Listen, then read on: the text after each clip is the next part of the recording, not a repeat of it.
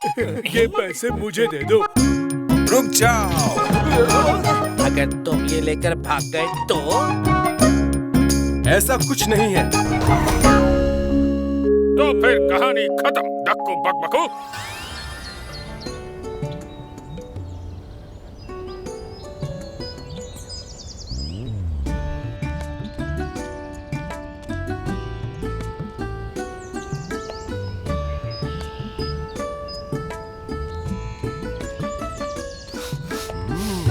महाराज देखिए कितने सुंदर फूल है। क्यों ना मैं ये सुंदर लाल फूल मंदिर के लिए ले लूं? हाँ हाँ, बहुत सुंदर फूल है। आप तो मेरी बात सुन ही नहीं रहे हैं। आप तो सिर्फ यहाँ इस स्टार ब्लॉसम पेड़ को ही देखने आते हैं। तुम देखो तो इसे, ये स्टार ब्लॉसम का पेड़ कितना सुंदर, कितना प्यारा है। इस पर फूल कितने सुंदर हैं और इसकी टहनियाँ तो सूरज की रोशनी को पकड़ ही लेती हैं। क्या तुम कल्पना भी कर सकती हो किसी और पेड़ की जो कि इतना सुंदर है? बिल्कुल नहीं महाराज।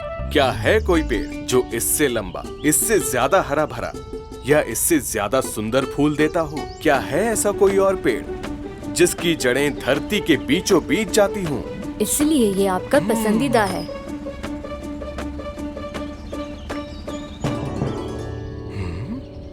महाराज लगता है बारिश होने वाली है।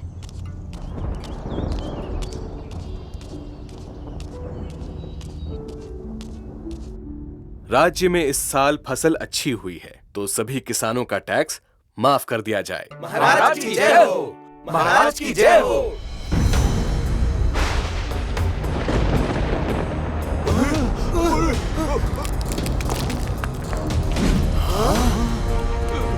ये छत गिर रही है। राजमहल की छत गिर रही है। भागो! रुक जाओ। नहीं, ऐसा कुछ नहीं है, सिर्फ एक छोटी सी दरार है। जल्दी से छत ठीक करने वाले राजमिस्त्री को बुलाओ। कहो महाराज ने बुलाया है। ठीक है महाराज।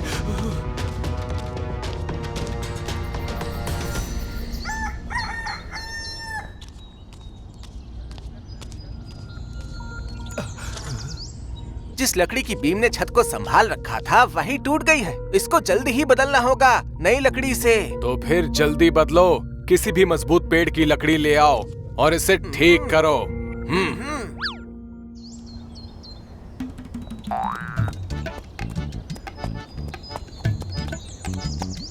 हाँ, ये पेड़ सही रहेगा। ये वाला।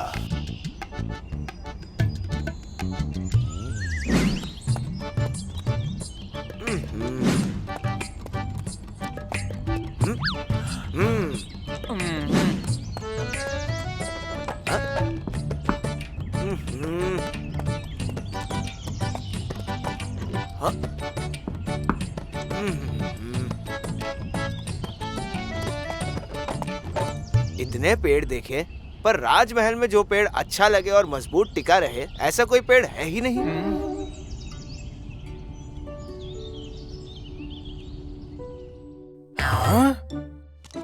पूरे राजमहल में एक ही ऐसा पेड़ है जो कि इतना लंबा और मजबूत है कि राजमहल की छत का भार संभाल सके और ठीक कर दे।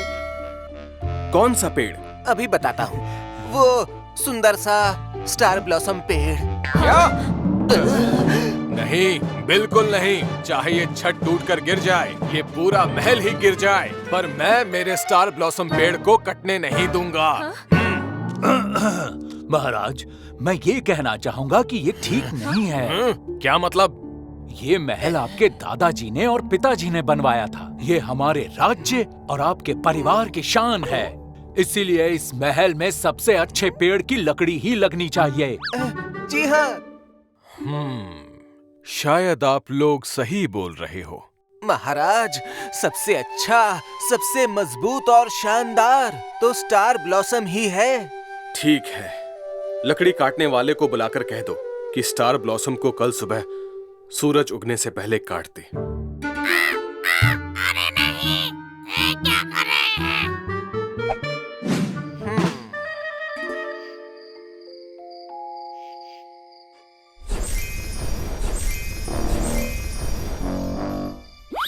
सुनो सुनो, तुम्हें पता है क्या? अरे तुमने सुना है कि नहीं? हाँ?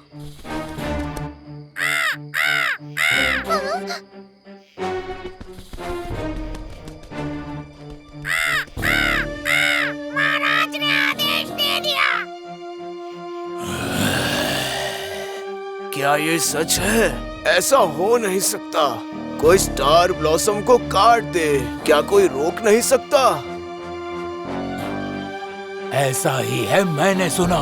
कौवों ने जब काएं काएं किया। सुबह से पहले काट देंगे पेड़। कैसे रहेंगे हम स्टार ब्लॉसम के बगैर? बहुत देर हो चुकी है, राजा ने भी हाँ कर दी है। अब हमें ही कुछ करना होगा। ट्री कटर को रोकना होगा। मेरे पास एक रास्ता है तुम्हें बचाने का। सुनो, ध्यान से सुनो मेरी बात। मैं यहाँ पर हूँ। अरे वाह, तुम्हारी ये तरकीब शायद काम कर जाए और मैं बच जाऊं।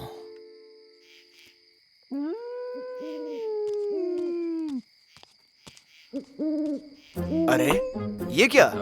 यहाँ तो लकड़ी थोड़ी नरम लग रही है। लगता है अंदर से सड़ गई है। यहाँ पर भी ये नरम है। लगता है इधर भी सड़ चुकी है। और इसका रंग भी भूरा भूरा है।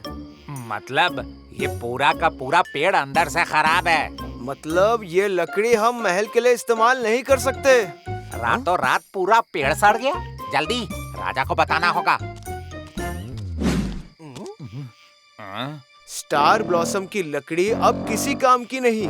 वो रातों रात सड़ चुकी है।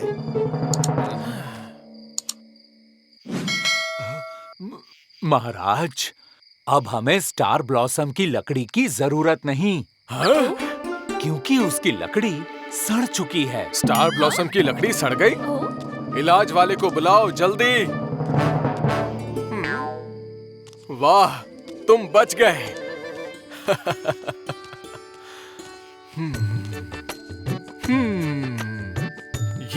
ये कैसे हुआ?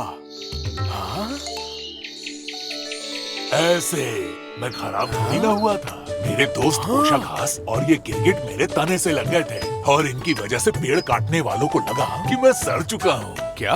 हाँ, ये देखिए, मैं तो बिल्कुल ठीक हूँ। जल्दी ही लकड़ी वाले से कहो कि किसी और पेड़ की लकड़ी ले आए। पर महाराज, ऐसा पेड़ तो कहीं नहीं है। इसीलिए 3 मजबूत पेड़ों की टहनियां जोड़कर और फिर उससे राजमहल की छत ठीक करो। ये तो नया तरीका है और बहुत ज्यादा काम होगा महाराज। हाँ, पर पूरा पेड़ काटने से अच्छा है सिर्फ उसकी मजबूत टहनियां काटें। मुझे स्टार ब्लॉसम के खोने के दुख ने ये एहसास दिलाया है कि पेड़ों को काटना नहीं चाहिए। वाह महाराज, ये तरीका आपने पहले क्यों नहीं सोचा? क्योंकि जरूरत ही आविष्कार को जन्म देती है और जब सब दरवाजे बंद हो गए तभी मुझे ये नई तरकीब आई। और मुझे पता है ब्लॉसम ट्री जल्दी ही ठीक और तंदुरुस्त हो जाएगा। माली से कहो थोड़ी देखभाल चाहिए।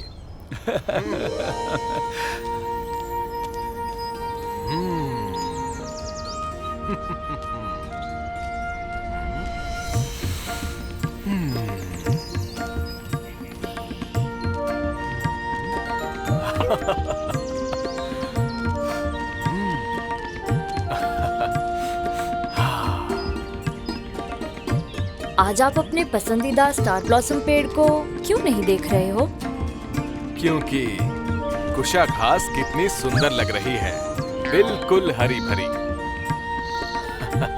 और ये गिरगिट कितनी प्यारी है।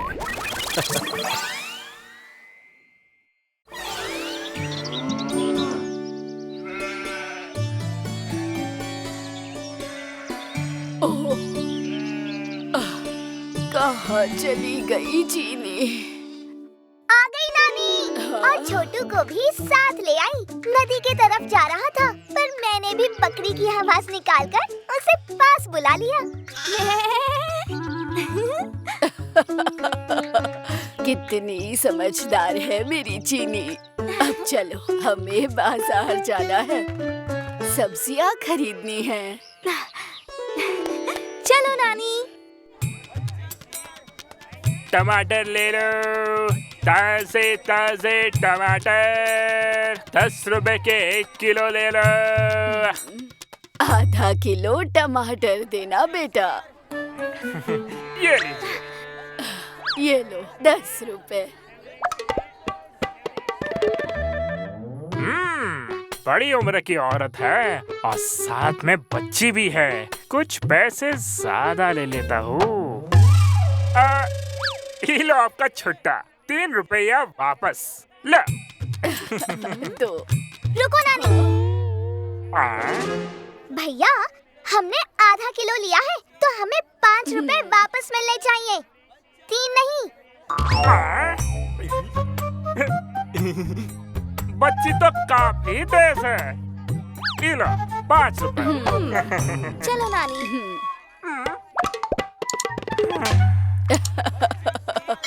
मेरी समझदार चीनी। कोई चीनी को उल्लू नहीं बना सकता। ये हाथ हटाओ, चोर कहीं के। ये क्या हो रहा है? मैं चोरी थोड़ी ना कर रहा था, मैं तो खरीदने आया था। हमसे कुछ नहीं छुपता, शक्कू सबसे तेज है। हाँ। अरे पर मैंने कहा था ना, मैं चोर नहीं हूँ, चावल खरीदने आया था। अरे छोड़िए सेठ जी, ये शक्कू की आदत ही ऐसी है, हर चीज पर शक ही करते रहता है। आप बताइए कितना चावल चाहिए? हाँ, क्या आप हमारी दुकान पर पहली बार आए हैं? हाँ, क्या आपकी शादी हुई है? आपकी उम्र क्या है? हाँ, अरे बाप रे, कैसे दुकान वाले हो? नहीं चाहिए तुम्हारी चावल, छोड़ो।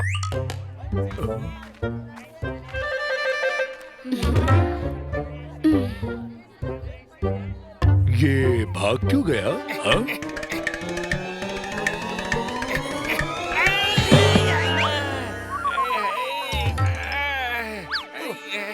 अरे धक्का क्यों दे रहे हो डक्कू भाई?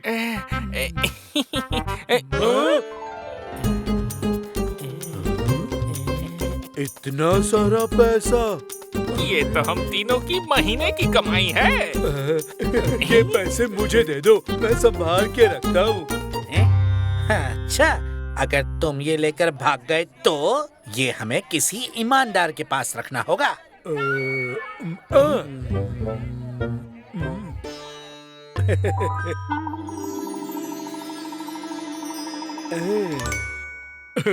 अब मुझे पता है, हम पैसे उस अम्मा को दे देंगे। ईमानदार औरत है, पैसे सुरक्षित रहेंगे। पक्का? हाँ हाँ पक्का। अरे ओ अम्मा,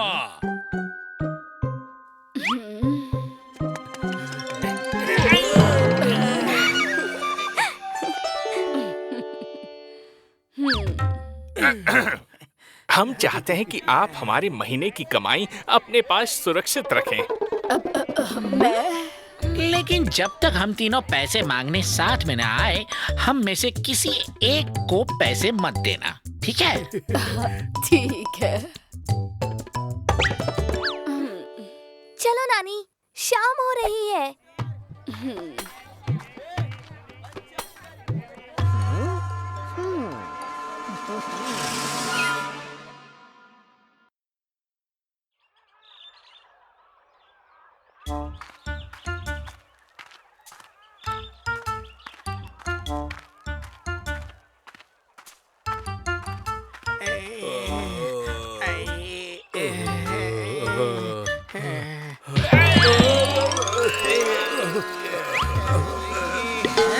अरे अरे अरे, क्यों धक्का दे रहे हो धक्कू? अरे क्या करूं शक्कू, कितनी गर्मी है। अरे बहुत ज्यादा भूख लगी है भाई, और यहाँ जंगल में खाना कहाँ मिलेगा? हाँ? अरे बेवकूफो, वो देखो अम्मा का घर, वो खाना देंगी हमें। हाँ, चलो। क्या बात है?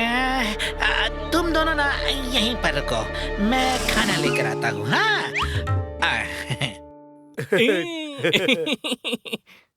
अम्मा। अरे शक्कू तुम?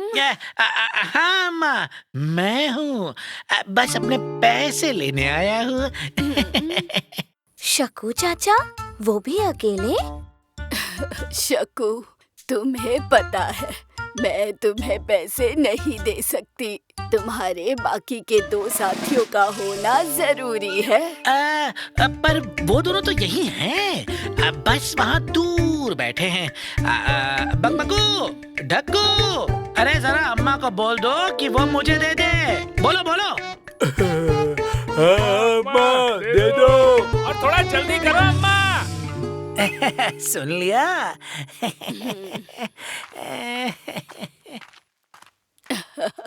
ये लो।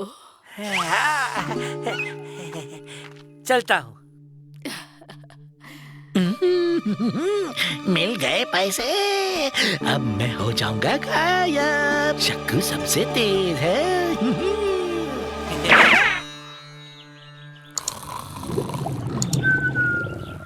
ओहो, कहाँ चला गया शक्कू? कब आएगा? खाना कब मिलेगा? अरे बकबक कम करो बकबकू। एक काम करते हैं, चलकर अम्मा से ही पूछते हैं। चलो।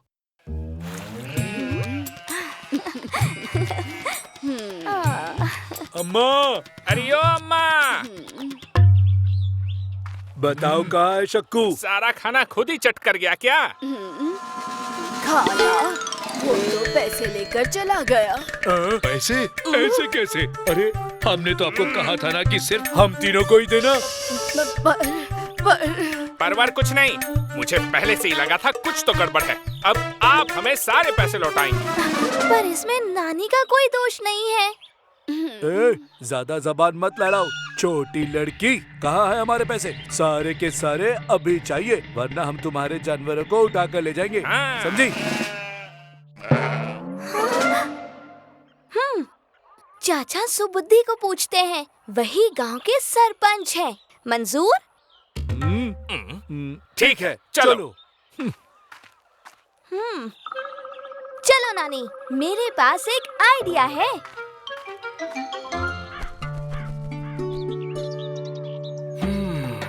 अम्मा ने ही हमारे सारे पैसे चुराए हैं, पूरे महीने की कमाई। हमें हमारे पैसे चाहिए, अभी के अभी। क्या मैं कुछ बोल सकती हूँ चाचा सुबुद्धि? हाँ हाँ बेटा, कहो ना चुन्नी। आपने कहा था कि पैसे तभी देना जब तीनों साथ में हो, है ना? मंजूर? हाँ, यही कहा था। तो शक्कू चाचा आएंगे तो हम पैसे दे देंगे, क्यों नानी?